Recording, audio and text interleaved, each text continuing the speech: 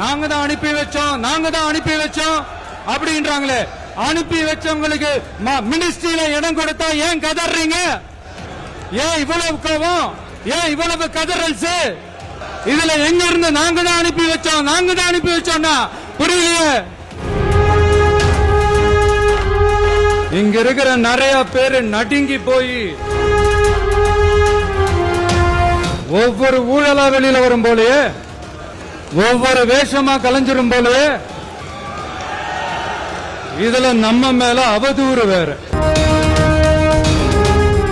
மறுபடியும் சொல்றேன், கட்சி நிதின்ற பேர்ல அடிச்ச கொள்ளைய ஒண்ணு ஒன்னா கவர்மெண்டோட கஜானாக்குள்ளேயே கொண்டு சேர்த்துக்கிட்டே இருக்கிறாங்க.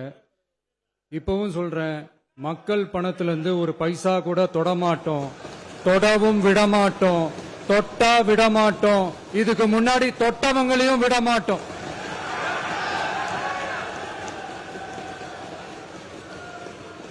ஒவ்வொரு ஊழலா வெளியில வரும் போலயே, ஒவ்வொரு வேஷமா கலைஞ்சிரும் போலயே. இங்க இருக்கிற நிறைய பேரு நடுங்கி போய் இதுல நம்ம மேல அவதூறு வேற. இப்ப புதுசா ஒரு வெப்பன் ஒண்ணு கொண்டு வந்திருக்காங்க. அது என்ன தெரியுமா?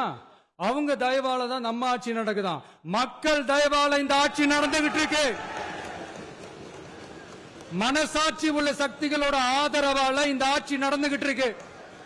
நாங்க தான் அனுப்பி வச்சோம் அப்படின்றாங்களே.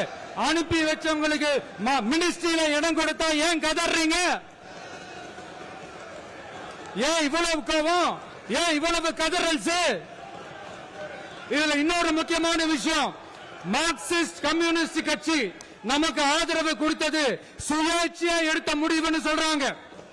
அதே மாதிரி இந்திய கம்யூனிஸ்ட் கட்சி நமக்கு ஆதரவு கொடுத்தது சுயேட்சையா எடுத்த முடிவுன்னு சொல்றாங்க. இதுல எங்க இருந்து நாங்க தான் அனுப்பி வச்சோம்னா புரியலையே. மக்களுக்கு நல்லா புரியும்.